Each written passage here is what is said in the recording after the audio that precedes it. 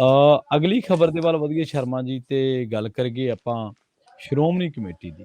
Shiromani committee ਨੇ ਕਈ ਅਹਿਮ ਫੈਸਲੇ ਲਏ ਨੇ, ਜਿਨ੍ਹਾਂ ਦੇ ਵਿੱਚੋਂ 2 ਫੈਸਲਿਆਂ ਦੀ ਕਾफ़ੀ ਚਰਚਾ। ਪਹਿਲਾ ਫੈਸਲਾ ਇਹ ਹੈ ਕਿ ਹਰ ਬੰਦੇ ਨੂੰ ਸਿਰੋਪਾਓ ਜਿਹੜਾ ਉਹ ਨਹੀਂ ਦਿੱਤਾ ਜਾਊਗਾ, ਬੰਦ ਕਰ ਦਿੱਤਾ ਗਿਆ। ਆਪਾਂ ਪਿਛਲੇ ਦਿਨੀਂ ਪੰਜਾਬੀ ਰੇਡੀਓ ਇਸੇ 'ਤੇ ਚਰਚਾ ਵੀ ਕੀਤੀ ਸੀ ਇਸ ਗੱਲ ਦੀ, ਤੇ YouTube ਚੈਨਲ ਸ਼ੁਰੂ ਕਰਨ ਦੀ ਗੱਲ ਕਹੀ ਹੈ ਸ਼੍ਰੋਮਣੀ ਕਮੇਟੀ ਨੇ। ਬਿਲਕੁਲ, ਹਰਜਿੰਦਰ ਸਿੰਘ ਧਾਮੀ ਹੋਰਾਂ ਦੀ ਅਗਵਾਈ ਦੇ ਵਿੱਚ ਨਵੀਂ ਕਮੇਟੀ ਦੀ ਚੋਣ ਤੋਂ ਬਾਅਦ ਚੁਣੀ ਗਈ ਕਾਰਜਕਾਰਨੀ ਦੀ ਪਲੇਠੀ ਬੈਠਕ ਸੀ। ਉਸ ਪਲੇਠੀ ਬੈਠਕ ਦੇ ਵਿੱਚ ਕੁਝ ਬਹੁਤ ਸੁਚਾਰੂ, ਬਹੁਤ ਪੰਥਕ ਮਰਿਆਦਾ ਨੂੰ ਮੁੜ ਬਹਾਲ ਕਰਨ ਵਰਗੇ ਫੈਸਲੇ ਲਏ ਗਏ, ਖਾਸ ਕਰਕੇ ਸਰੋਪਾਓ ਨੂੰ ਲੈ ਕੇ। ਜਿਵੇਂ ਤੁਸੀਂ ਦੱਸਿਆ ਪ੍ਰਵੀਨ ਜੀ, ਬਿਲਕੁਲ ਆਪਾਂ ਚਰਚਾ ਲੰਬੀ ਕੀਤੀ ਸੀ ਉਸ ਦਿਨ ਕਿ ਸਰੋਪਾਓ ਮਿਲਣਾ ਇੱਕ ਬਹੁਤ ਵੱਡਾ ਸਨਮਾਨ ਹੈ ਜੀ, ਬਿਲਕੁਲ। ਪਰ ਅਸੀਂ ਉਸ ਨੂੰ ਕਿਵੇਂ ਇੱਕ ਮਤਲਬ ਕਿ ਕੱਪੜੇ ਦੇ ਬਸ ਉਹਦੇ ਵਿੱਚ ਬਦਲ ਲਿਆ ਕਿ ਕੱਪੜੇ ਦੇ ਟੁਕੜੇ 'ਚ ਕਿ ਹਾਂ ਜਿੱਥੇ ਮਰਜ਼ੀ ਖੜੋ, ਜਿਹਨੂੰ ਮਰਜ਼ੀ ਦੇ ਦਿਓ, ਜਦੋਂ ਮਰਜ਼ੀ ਫੜਾ ਲਿਆਓ, ਕਿਸੇ ਵੀ ਮਾਮਲੇ 'ਚ ਜਿਹਨੂੰ ਵੀ ਸਰੋਪਾ ਦੇ ਰਹੇ, ਅਸੀਂ ਉਹਦੀ ਮਹੱਤਤਾ ਨੂੰ ਕਿੰਨਾ ਥੱਲੇ ਲਿਆਏ ਸੀ। ਉਸ ਦੀ ਬਹਾਲੀ ਦੇ ਲਈ ਇਹ ਕਦਮ ਬਹੁਤ ਜ਼ਰੂਰੀ ਸੀ, ਔਰ ਇਸ ਦੇ ਲਈ ਧਾਮੀ ਹੋਰੀ ਵਧਾਈ ਦੇ ਪਾਤਰ ਨੇ ਕਿ ਉਹਨਾਂ ਨੇ ਇਹ ਹਿੰਮਤ ਦਿਖਾਈ ਆ, ਪਰ ਹੁਣ ਇਸ ਨੂੰ ਬਰਕਰਾਰ ਰੱਖਣ। ਜੀ ਸਹੀ ਹੈ। ਹਾਂ, ਹੁਣ ਇਹਦੇ ਵਿੱਚ ਜਿਹੜਾ ਉਹਨਾਂ ਨੇ ਪਹਿਲ ਕਦਮੀ ਕੀਤੀ, ਉਹ ਕਹਿੰਦੇ ਕਿ ਜਿਹੜੇ ਧਾਰਮਿਕ ਸਮਾਗਮ ਨੇ, ਜਿਹੜੇ ਸਕੂਲੀ ਸਮਾਗਮ ਨੇ, ਜਿਹੜੇ ਸਾਡੇ ਕਾਲਜਾਂ ਸਮਾਗਮ ਨੇ, ਉਹਨਾਂ ਨੇ ਸ਼ੁਰੂਆਤ ਸ਼੍ਰੋਮਣੀ ਕਮੇਟੀ ਦੇ ਦਾਇਰੇ ਤੋਂ ਕੀਤੀ ਹੈ, ਪਰ ਇਹ ਸੁਨੇਹਾ ਸਾਰਿਆਂ ਲਈ ਹੈ। ਉਹ ਕਹਿੰਦੇ ਸ਼੍ਰੋਮਣੀ ਕਮੇਟੀ ਦੇ ਧਾਰਮਿਕ ਸਥਾਨਾਂ ਦੇ ਉੱਤੇ, ਗੁਰੂ ਘਰਾਂ ਦੇ ਅੰਦਰ, ਕਿਤੇ ਸਰਾਂ ਦੇ ਵਿੱਚ ਕੋਈ ਸਮਾਗਮ ਹੈ ਉੱਥੇ, ਕੋਈ ਸਾਡਾ ਵਿਦਿਅਕ ਅਦਾਰਾ ਹੈ ਉੱਥੇ ਕੋਈ ਸਮਾਗਮ ਹੈ, ਕੋਈ ਸੈਮੀਨਾਰ ਹੈ, ਕੋਈ ਪ੍ਰੋਗਰਾਮ ਹੈ ਉੱਥੇ ਹੁਣ ਸਰੋਪਾਓ ਨਹੀਂ, ਕਿਤਾਬਾਂ ਭੇਟ ਕਰਕੇ ਸਨਮਾਨ ਕੀਤਾ ਜਾਇਆ ਕਰੂਗਾ ਜੀ। ਗੁਰੂ ਘਰ ਵੀ ਕੋਈ ਆਮ ਖਾਸ ਵਿਅਕਤੀ ਆਉਂਦਾ ਹੈ, ਉਸਨੂੰ ਸੂਚਨਾ ਕੇਂਦਰ ਦੇ ਵਿੱਚ ਬਕਾਇਦਾ ਕਿਤਾਬਾਂ ਦਾ ਸੈੱਟ ਦੇ ਕੇ ਸਨਮਾਨ ਕੀਤਾ ਜਾਊਗਾ। ਇਸੇ ਤਰ੍ਹਾਂ ਹੋਰ ਸਮਾਗਮਾਂ ਦੇ ਵਿੱਚ ਵੀ ਜਿਨ੍ਹਾਂ ਨੂੰ ਮਾਣ ਤਾਣ ਦੇਣਾ, ਉਹਨਾਂ ਨੂੰ ਕਿਤਾਬਾਂ ਦੇ ਸੈੱਟ ਨਾਲ ਸਨਮਾਨ ਚਿੰਨ੍ਹ ਜਿਵੇਂ ਦਿੰਦੇ ਆਪਾਂ, ਉਵੇਂ ਆਪਾਂ ਕਿਤਾਬਾਂ ਦੇ ਸੈੱਟ ਦੇ ਕੇ, ਕਿ ਚੰਗਾ ਇੱਕ ਤਾਂ ਸ਼ਬਦ ਗਿਆਨ ਵੰਡਿਆ ਜਾਂਦਾ, ਉਹ ਇੱਕ ਆਪਾਂ ਮੋਮੈਂਟੋ ਦੇ ਕੇ, ਪਤਾ ਨਹੀਂ ਇਹ ਰਿਵਾਜ ਕਿਹਨੇ ਤੋਰਿਆ, ਇਹ ਵੀ ਇੱਕ ਕਾਰਬਟ ਘਰਾਣਿਆਂ ਦੀ ਇੱਕ ਕਾਢ ਸੀ ਮੈਨੂੰ ਲੱਗਦਾ ਜੀ, ਉਹ ਮੋਮੈਂਟੋ ਵਿੱਚ ਆ ਗਿਆ, ਠੀਕ ਹੈ ਨਾ। ਹਾਂ ਬਿਲਕੁਲ ਜੀ ਜੀ। ਤੇ ਇਸ ਲਈ ਹੁਣ ਇਹ ਕਹਿੰਦੇ ਕਿ ਉਹ ਮੋਮੈਂਟੋ, ਅਸੀਂ ਮੋਮੈਂਟੋ ਪ੍ਰਥਾ ਤਾਂ ਪਹਿਲਾਂ ਹੀ ਨਹੀਂ ਆਪਾਂ ਚੱਲਣ ਦੇਣੀ, ਤੇ ਆਪਾਂ ਜਿਹੜੀ ਸਰੋਪਾ ਵਾਲੀ ਪ੍ਰਥਾ ਹੈ ਉਸ ਨੂੰ ਵੀ ਇਸ ਲਈ ਰੋਕ ਰਹੇ ਹਾਂ ਕਿ ਉਹਦੀ ਉਹ ਮਹੱਤਤਾ, ਜਿਸ ਮਹੱਤਤਾ ਦੇ ਨਾਲ ਉਹ ਦੇਣਾ ਸ਼ੁਰੂ ਹੋਇਆ ਸੀ, ਉਸੇ ਮਹੱਤਤਾ ਨੂੰ ਬਹਾਲ ਕਰੀਏ। ਇਸ ਲਈ ਹੁਣ ਆਮ ਖਾਸ ਕੋਈ ਵੀ ਵਿਅਕਤੀ ਆਊਗਾ, ਉਹਨੂੰ ਅਸੀਂ ਕਿਤਾਬਾਂ ਨਾਲ ਸਨਮਾਨਿਤ ਕਰਾਂਗੇ। ਪਰ ਜਿਹੜਾ ਪੰਥ ਲਈ ਕਾਰਜ ਕਰਦਾ ਹੋਏਗਾ, ਜਿਹੜਾ ਸਿੱਖੀ ਲਈ ਕਾਰਜ ਕਰਦਾ ਹੋਏਗਾ, ਜਿਹੜਾ ਉਹਦੀ ਪ੍ਰਫੁੱਲਤਾ ਲਈ, ਉਹਦੇ ਪ੍ਰਚਾਰ ਪ੍ਰਸਾਰ ਲਈ, ਔਰ ਸੰਪੂਰਨ ਸਿੱਖ ਹੋਏਗਾ, ਪੂਰਨ ਸਿੱਖ ਹੋਏਗਾ, ਗੁਰੂ ਮਰਿਆਦਾ ਵਾਲਾ ਸਿੱਖ ਹੋਏਗਾ, ਬਾਣੀ ਔਰ ਬਾਣੇ ਪੱਖੋਂ ਪੂਰਾ ਹੋਏਗਾ, ਉਸ ਨੂੰ ਸਰੋਪਾਓ ਭੇਂਟ ਕੀਤਾ ਜਾਏਗਾ। ਸੋ ਇਹ ਪਹਿਲ ਕਦਮੀ ਕੀਤੀ ਹੈ, ਪਰ ਮੈਂ ਉੱਥੇ ਹੀ ਗੱਲ ਕਰ ਰਿਹਾ ਕਿ ਬਹੁਤ ਚੰਗਾ ਫੈਸਲਾ ਹੈ। ਪਰ ਬਸ ਧਾਮੀ ਸਾਹਿਬ ਇੰਨਾ ਕੁ ਧਿਆਨ ਰੱਖਣ ਕਿ ਉਹਨਾਂ ਨੂੰ ਬਾਣੀ ਤੇ ਬਾਣਾ ਹੁਣ ਕੱਲੇ ਬਾਦਲਾਂ 'ਚ ਜਾਂ ਅਕਾਲੀ ਦਲ 'ਚ ਨਾ ਦਿਖੇ ਜੀ ਜੀ। ਉਹ ਇਸ ਚੀਜ਼ ਤੋਂ ਵੀ ਉੱਪਰ ਉੱਠ ਕੇ ਦੇਖਣ ਕਿ ਭਾਈ ਤੁਸੀਂ ਖਾਸ ਹੋ, ਚਾਹੇ ਉਹ ਅਕਾਲੀ ਦਲ 'ਚੋਂ ਆਏ ਹੋ, ਚਾਹੇ ਕਿਸੇ ਹੋਰ ਪਾਰਟੀ 'ਚੋਂ ਆਏ ਹੋ, ਚਾਹੇ ਕਿਸੇ ਹੋਰ ਸੰਗਠਨ 'ਚੋਂ ਆਏ ਹੋ, ਭਾਈ ਤੁਸੀਂ ਖਾਸ ਹੋ ਤਾਂ ਕਿਤਾਬਾਂ ਦਾ ਮਾਣ-ਤਾਣ ਤੁਹਾਨੂੰ ਦੇਖ ਕੇ ਅਸੀਂ ਜੀ ਆਇਆਂ ਕਹਿੰਦੇ ਹਾਂ। ਹਾਂ, ਤੁਸੀਂ ਪੰਥ ਲਈ ਕੰਮ ਕਰ ਰਹੇ ਹੋ, ਕਿਸੇ ਹੋਰ ਧਿਰ 'ਚ ਰਹਿ ਕੇ ਕੰਮ ਕਰ ਰਹੇ ਹੋ, ਕਿਸੇ ਹੋਰ ਸੰਗਠਨ 'ਚ ਰਹਿ ਕੇ ਕੰਮ ਕਰ ਰਹੇ ਹੋ, ਕਿਸੇ ਹੋਰ ਗਰੁੱਪ 'ਚ ਰਹਿ ਕੇ ਕੰਮ ਕਰ ਰਹੇ ਹੋ, ਕਿਸੇ ਹੋਰ ਸੰਸਥਾ 'ਚ ਰਹਿ ਕੇ ਕੰਮ ਕਰ ਰਹੇ ਹੋ, ਕਿਸੇ ਹੋਰ ਪਾਰਟੀ 'ਚ ਰਹਿ ਕੇ ਕੰਮ ਕਰ ਰਹੇ ਹੋ, ਪਰ ਤੁਸੀਂ ਕੌਮ ਲਈ, ਪੰਥ ਲਈ ਸਮਰਪਿਤ ਹੋ, ਤਾਂ ਤੁਹਾਡੇ ਲਈ ਸਰੋਪਾਓ ਹੈਗਾ। ਉਹ ਸਰੋਪਾਓ ਤੇ ਉਹ ਹੁਣ ਪੰਥਕ ਰੂਪ ਇਹਨਾਂ ਨੂੰ ਕੱਲਾ ਅਕਾਲੀ ਦਲ ਜਾਂ ਬਾਦਲਾਂ 'ਚ ਨਾ ਦਿਖੇ, ਇਹਦੀ ਪਹਿਲ ਕਦਮੀ, ਇਹ ਮਹੱਤਤਾ ਤਾਂ ਹੀ ਬਣਨੀ ਹੈ। ਇਹ ਧਾਮੀ ਸਾਹਿਬ ਨੂੰ ਧਿਆਨ ਰੱਖਣਾ ਪੈਣਾ, ਉਹਦੇ ਲਈ ਇਹ ਜ਼ਰੂਰੀ ਹੈ। ਦੂਸਰਾ ਇਸ ਕੱਲ ਦੀ ਬੈਠਕ ਦੇ ਵਿੱਚ ਕੇਂਦਰ ਸਰਕਾਰ ਦੇ ਲਈ ਵੀ ਦਿਸ਼ਾ ਨਿਰਦੇਸ਼ ਜਾਰੀ ਕਰਤੇ ਦੁਬਾਰਾ ਕਿ ਭਾਈ ਮੋਦੀ ਸਾਹਿਬ, ਜਿਹੜਾ ਤੁਸੀਂ ਉਹ ਵੀਰ ਬਾਲ ਦਿਵਸ ਦੇ ਹਵਾਲੇ ਨਾਲ ਛੋਟੇ ਸਾਹਿਬਜ਼ਾਦੇ ਔਰ ਬੜੇ ਸਾਹਿਬਜ਼ਾਦਿਆਂ ਦੀ ਸ਼ਹਾਦਤ ਨੂੰ ਮਤਲਬ ਕਿ ਇੱਕ ਹੋਰ ਤਰ੍ਹਾਂ ਨਾਲ ਮਨਾਉਣ ਦੀ, ਕਿਉਂਕਿ ਉਸ ਨੂੰ ਫਿਰ ਸਕੂਲਾਂ 'ਚ ਮਨਾਉਣ ਦੀ ਕਵਾਇਦ ਤੁਰੇਗੀ, ਹੋਰ ਰੰਗ ਢੰਗ ਦਿੱਤਾ ਜਾਏਗਾ, ਜਦੋਂ ਕਿ ਇਹ ਸ਼ਹਾਦਤ ਦਾ ਸਿਖਰ ਹੈ। ਬੜੇ ਸਾਹਿਬਜ਼ਾਦਿਆਂ ਦੀ ਸ਼ਹਾਦਤ ਤੇ ਉਸ ਤੋਂ ਬਾਅਦ ਛੋਟੇ ਸਾਹਿਬਜ਼ਾਦਿਆਂ ਨੂੰ ਦੀਵਾਰਾਂ 'ਚ ਚਿਣ ਕੇ ਸ਼ਹੀਦ ਕਰਨ ਵਾਲੀ ਦੁਨੀਆ ਦੀ ਸਭ ਤੋਂ ਵੱਡੀ ਲਾਸਾਨੀ ਸ਼ਹਾਦਤ ਹੈ। ਇੰਨੀ ਛੋਟੀ ਉਮਰ ਦੇ ਸ਼ਹੀਦ, ਮਤਲਬ ਕਿ ਤੁਹਾਨੂੰ ਐਡਾ ਵੱਡਾ ਮਤਲਬ ਕਿ ਮਾਣ ਕਰਨ ਵਾਲਾ ਫਲਸਫਾ ਕਿਸੇ ਧਰਮ ਜਾਂ ਕਿਸੇ ਕੌਮ ਜਾਂ ਕਿਸੇ ਦੇਸ਼ ਮੁਲਕ 'ਚ ਨਹੀਂ ਮਿਲਦਾ, ਜੋ ਪੰਜਾਬ ਦੀ ਧਰਤੀ ਸ਼੍ਰੀ ਫਤਿਹਗੜ੍ਹ ਸਾਹਿਬ ਦੇ ਵਿੱਚ ਮਿਲਦਾ। ਸੋ ਉਸ ਹਵਾਲੇ ਨਾਲ, ਉਹ ਵੀਰ ਬਾਲ ਦਿਵਸ ਦੇ ਹਵਾਲੇ ਨਾਲ ਇਸ ਨੂੰ ਕਿਤੇ ਕਲਚਰ ਈਵੈਂਟ ਨਾ ਬਣ ਕੇ ਰਹਿ ਜਾਵੇ, ਇਹ ਫਿਕਰਮੰਦੀ ਸਾਰੀਆਂ ਧਿਰਾਂ ਵਿੱਚ ਸੀ ਜੀ। ਸੋ ਉਸ ਫਿਕਰਮੰਦੀ ਦੇ ਵਿੱਚੋਂ ਸ਼੍ਰੋਮਣੀ ਕਮੇਟੀ ਨੇ ਕੱਲ ਇਸ ਦੇ ਰਾਹੀਂ ਦਿੱਲੀ ਨੂੰ ਸੁਨੇਹਾ ਭੇਜਿਆ, ਕੇਂਦਰ ਨੂੰ ਸੁਨੇਹਾ ਭੇਜਿਆ ਕਿ ਭਾਈ ਤੁਸੀਂ ਆਪਣਾ ਉਹ ਫੈਸਲਾ ਵਾਪਸ ਲਓ, ਅਸੀਂ ਉਸ ਨੂੰ ਸਾਹਿਬਜ਼ਾਦਿਆਂ ਦੇ ਸ਼ਹਾਦਤ ਦਿਹਾੜੇ ਵਜੋਂ ਹੀ ਮਨਾਵਾਂਗੇ ਜੀ। ਪ੍ਰਵੀਨ ਜੀ, ਸ਼ੁਰੂ ਦੇ ਵਿੱਚ ਮਤਲਬ ਇਹ ਸ਼ੁਰੂਆਤੀ ਦੌਰ ਦੇ ਵਿੱਚ ਜਾਂ ਅੱਜ ਵੀ ਚੰਡੀਗੜ੍ਹ, ਮਹਾਲੀ, ਫਤਿਹਗੜ੍ਹ ਸਾਹਿਬ, ਪਟਿਆਲਾ, ਉਧਰ ਨੂੰ ਗੋਬਿੰਦਗੜ੍ਹ ਕੰਨੀ ਨੂੰ, ਇੱਧਰ ਰੋਪੜ ਕੰਨੀ ਨੂੰ, ਇਹ ਪੂਰੇ ਖੇਤਰ ਦੇ ਵਿੱਚ ਇਹਨੂੰ ਸਭਾ ਦੇ ਨਾਂ ਨਾਲ ਜਾਣਿਆ ਜਾਂਦਾ ਜੀ। ਔਰ ਸਾਡੇ ਘਰਾਂ ਦੇ ਵਿੱਚ ਇਹਨਾਂ ਦਿਨਾਂ ਦੇ ਵਿੱਚ ਜਦੋਂ ਸ਼ਹਾਦਤ ਦੇ ਦਿਨ ਹੁੰਦੇ ਨੇ ਤਦ ਮਿੱਠਾ ਨਹੀਂ ਬਣਦਾ। ਬਿਲਕੁਲ ਸਹੀ ਹੈ। ਤੇ ਸਾਡੇ ਘਰਾਂ ਦੇ ਵਿੱਚ ਘਰ ਦਾ ਬੜਾ ਬੰਦਾ ਭੁੰਜੇ ਬਿਸਤਰਾ ਲਾਉਂਦਾ ਜੀ। ਸਾਡੇ ਪਿੰਡਾਂ ਤੋਂ ਅੱਜ ਵੀ ਸਵੇਰੇ ਨੰਗੇ ਪੈਰੀ ਫਤਿਹਗੜ੍ਹ ਸਾਹਿਬ ਕਾਫਲੇ ਜਾਂਦੇ ਨੇ, ਅੱਜ ਵੀ ਉਹ ਰਵਾਇਤ ਕਾਇਮ ਹੈ। ਠੀਕ ਹੈ। ਅੱਛਾ। ਉਹਨਾਂ 3 ਦਿਨਾਂ ਚ ਅੱਜ ਵੀ ਨੰਗੇ ਪੈਰ ਤੁਰ ਕੇ ਜਾਂਦੇ ਨੇ। 16 ਤੋਂ 17 ਕਿਲੋਮੀਟਰ ਪੈਂਦਾ ਸਾਡੇ ਪਿੰਡ ਤੋਂ ਏਰੀਆ। ਜੀ ਜੀ। ਇਹ ਇਕੱਲੇ ਮੇਰੇ ਪਿੰਡ ਜਾਂ ਇਸ ਇਲਾਕੇ ਦੀ ਨਹੀਂ, ਉਹ ਪੂਰੇ ਇਲਾਕੇ ਦੀ ਇਹ ਕਹਾਣੀ ਹੈ।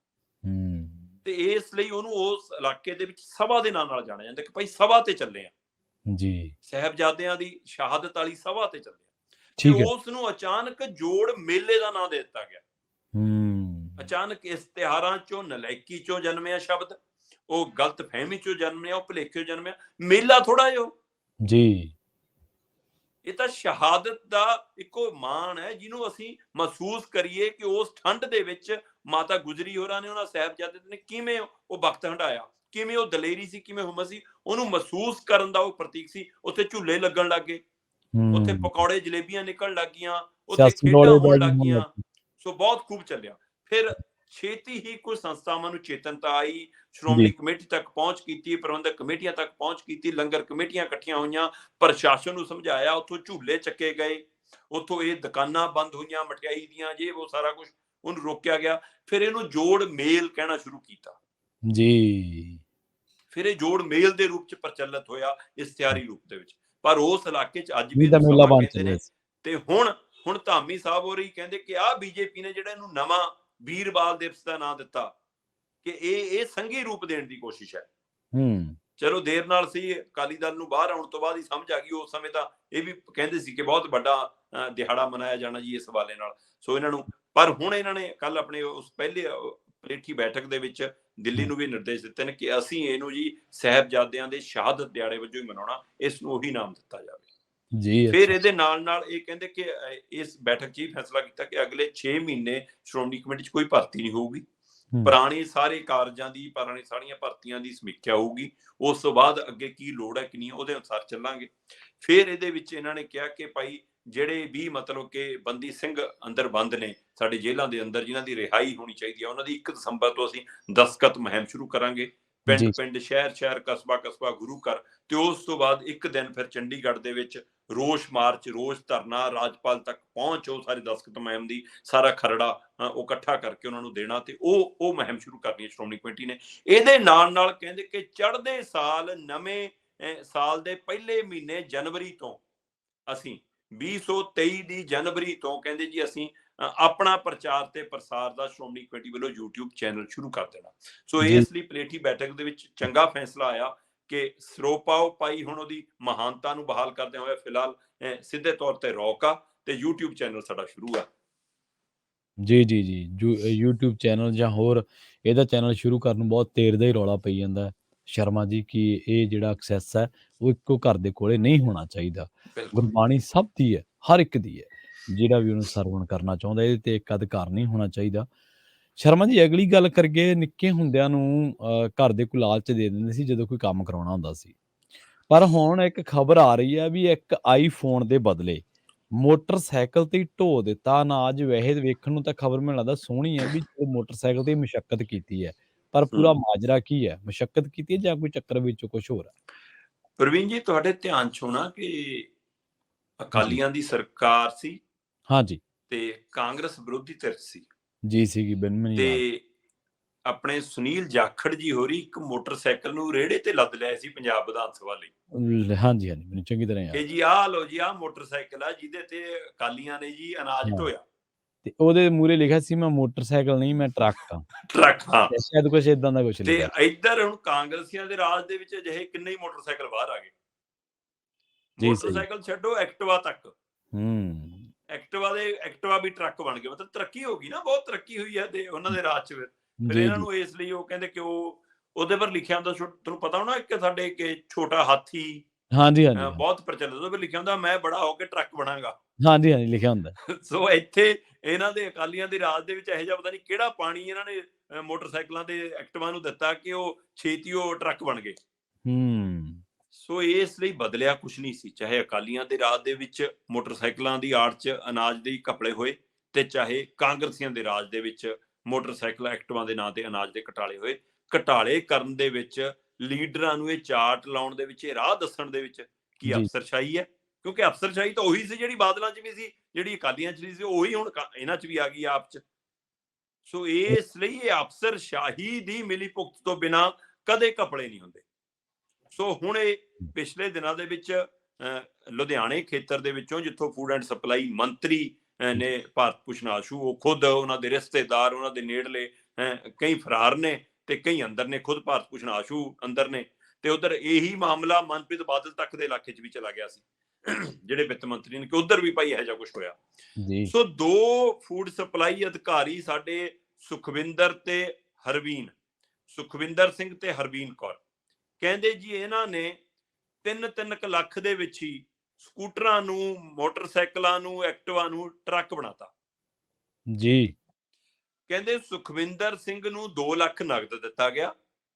ਇਹ ਦਾਅਵਾ ਵਿਜੀਲੈਂਸ ਦੇ ਹਵਾਲੇ ਨਾਲ ਇਹ ਦਾਅਵੇ ਆ ਰਹੇ ਨੇ ਕਿ ਸੁਖਵਿੰਦਰ ਸਿੰਘ ਜਦੋਂ ਲੁਧਿਆਣੇ ਖੇਤਰ 'ਚ ਤੈਨਾਤ ਸੀ, ਇਸੇ ਤਰ੍ਹਾਂ ਹਰਵੀਨ ਕੌਰ ਹੋਰ ਵੀ ਲੁਧਿਆਣੇ ਖੇਤਰ ਤੈਨਾਤ ਸੀ, ਅੱਜ ਕੱਲ ਹੋਰ ਥਾਵਾਂ ਤੇ ਇਹਨਾਂ ਦੀ ਤੈਨਾਤੀ ਸੀ।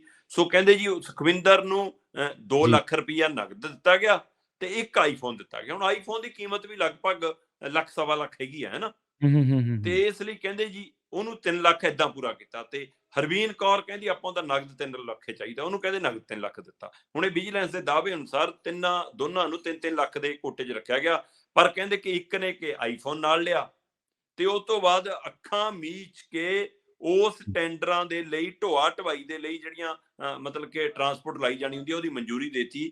ਤੇ ਉਹਦੇ ਵਿੱਚ ਮਤਲਬ ਕਿ ਟਰੈਕਟਰ ਟਰਾਲੀਆਂ, ਟਰੱਕਾਂ ਦੀ ਬਜਾਏ ਮੋਟਰਸਾਈਕਲ ਤੇ ਐਕਟਿਵਾ ਦੇ ਨੰਬਰ ਸੀਗੇ ਜਿਹੜੇ ਟਰੱਕਾਂ ਦੇ ਨੰਬਰ ਵਜੋਂ ਪੇਸ਼ ਕੀਤੇ ਗਏ ਸੀ, ਉਹਨਾਂ ਨੂੰ ਮਨਜ਼ੂਰੀ ਮਿਲ ਗਈ ਕਿ ਇਹਨਾਂ ਰਾਹੀਂ ਅਨਾਜ ਦੀ ਢੋਆ ਢਵਾਈ ਹੋਊਗੀ। ਸੋ ਅਨਾਜ ਕਿੱਥੇ ਗਿਆ, ਕਿਹਨੇ ਖਾਧਾ, ਕਿੱਥੇ ਘਪਲਾ ਹੋਇਆ, ਉਹ ਜਾਂਚ ਦਾ ਵਿਸ਼ਾ, ਉਸੇ ਜਾਂਚ ਦੇ ਵਿੱਚ ਉਹ ਫਸੇ ਨੇ। ਸੋ ਇਸ ਲਈ ਇਹ ਮਾਮਲਾ ਦੁਬਾਰਾ ਸਾਹਮਣੇ ਆਉਣ ਦੇ ਨਾਲ ਮੈਨੂੰ ਲੱਗਦਾ ਕਿ ਆਮ ਆਦਮੀ ਪਾਰਟੀ ਨੇ ਥੋੜੀ ਜਿਹੀ ਤੇਜ਼ੀ ਫੜੀ ਹੈ ਕਿ ਭਾਈ ਆਪਣੇ ਮਾਮਲੇ ਖਾਸੇ ਵਧੀ ਜਾਂਦੇ ਨੇ, ਆਪਾਂ ਯਾਦ ਕਰਾਈਏ ਪੁਰਾਣੇ ਘਟਾਲੇ, ਪੁਰਾਣੇ ਮੰਤਰੀਆਂ ਦੇ ਕਾਰਗੁਜ਼ਾਰੀਆਂ। ਇਸ ਲਈ ਇਹ ਮਾਮਲਾ ਸਾਹਮਣੇ ਉਜਾਗਰ ਦੁਬਾਰਾ ਆ ਗਿਆ। ਇਹਦੇ ਨਾਲ ਭਾਰਤ ਭੂਸ਼ਣ ਆਸ਼ੂ ਫਿਰ ਚਰਚਾ 'ਚ, ਇਹਦੇ ਨਾਲ ਮਨਪ੍ਰੀਤ ਬਾਦਲ ਫਿਰ ਚਰਚਾ 'ਚ।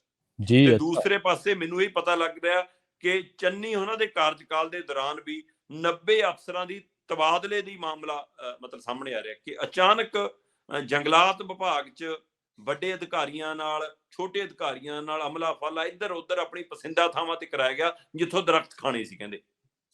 ਸੋ ਚੰਨੀ ਦੇ ਸਮੇਂ ਦੇ 90 ਅਫਸਰਾਂ ਦੇ ਤਬਾਦਲੇ ਨਾਲ ਹੁਣ ਚੰਨੀ ਦਾ ਕਾਰਜਕਾਲ ਫਿਰ ਵਿਵਾਦਾਂ 'ਚ ਆਊਗਾ ਤੇ ਉਹਦੇ ਨਾਲ ਫਿਰ ਗਿਲਜੀਆਂ ਹੋਰੀ ਵੀ ਤੇ ਸਾਧੂ ਸਿੰਘ ਧਰਮਸੋਤ ਵੀ, ਇਹ ਮਾਮਲਾ ਫਿਰ ਚਰਚਾ ਹੋਊ ਕਿਉਂਕਿ ਉਹਨਾਂ ਦੇ ਵੀ ਬਾੜ ਖਾਣ ਦਾ ਮਾਮਲਾ, ਖੜੇ ਦਰਖਤ ਵਢਾਉਣ ਦਾ ਮਾਮਲਾ, ਉਹ ਕਿੰਨਾ ਕੁਛ ਹੈ।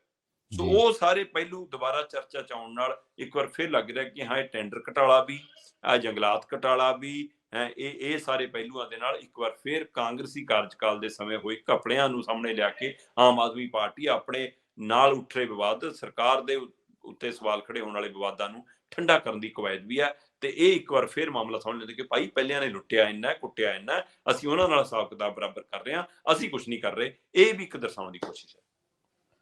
ਇੱਕ ਰੁੱਖ ਸ਼ਰਮਾ ਜੀ ਪਤਾ ਨਹੀਂ ਕਿੰਨੀ ਕਣਮੁੱਲੀ ਆਕਸੀਜਨ ਬਖਸ਼ਦਾ ਹੈ ਇਨਸਾਨੀਅਤ, ਪਰ ਜਿਹੜੇ ਲਾਲਚੀ ਲੋਕ ਨੇ, ਜਿਨ੍ਹਾਂ ਦੇ ਲਾਲਚ ਦਾ ਕੋਈ ਹੱਦ ਨਹੀਂ ਹੈ, ਉਹ 500-500 ਰੁਪਏ ਦੇ ਵਿੱਚ ਵੀ ਦਰਖਤ ਵੇਚ ਦਿੰਦੇ ਨੇ। ਬਿਲਕੁਲ। ਫਿਰ ਜਦੋਂ ਜੇਲ੍ਹ ਦੀ ਦਾਲ ਪੀਣੀ ਪੈਂਦੀ ਹੈ ਫਿਰ ਕਹਿੰਦੇ ਅਸੀਂ ਪੀੜਤ। ਤੁਸੀਂ ਕਦੋਂ ਪੀੜਤ? ਤੁਹਾਡੀਆਂ ਕੰਮ ਦੀਆਂ ਚੱਲੀਆਂ। ਲੋਕ ਵਿਚਾਰੇ 10 ਸਾਲਾਂ 'ਚ ਇੱਕ ਦਰਖਤ ਨੂੰ ਪਾਲ ਕੇ ਵੱਡਾ ਕਰਦੇ ਆ। ਬਿਲਕੁਲ। ਤੁਸੀਂ ਪਹਿਲਾਂ ਦਰਖਤ ਵੇਚਿਆ, ਮੁੜ ਕੇ ਉਹਦੇ ਟਰੀ ਗਾਰਡ ਲਾਉਣ ਬਦਲੇ ਉਹਦੇ 'ਚ ਘਟਾਲਾ ਕੀਤਾ। ਫਿਰ ਘਟਾਲਾ ਦਰਖਤ ਵੇਚ ਕੇ ਵੀ ਘਟਾਲਾ, ਦਰਖਤ ਲਾਉਣ ਵੇਲੇ ਵੀ ਘਟਾਲਾ। ਲਾਉਣ ਵੇਲੇ ਵੀ ਘਟਾਲਾ। ਜੀ।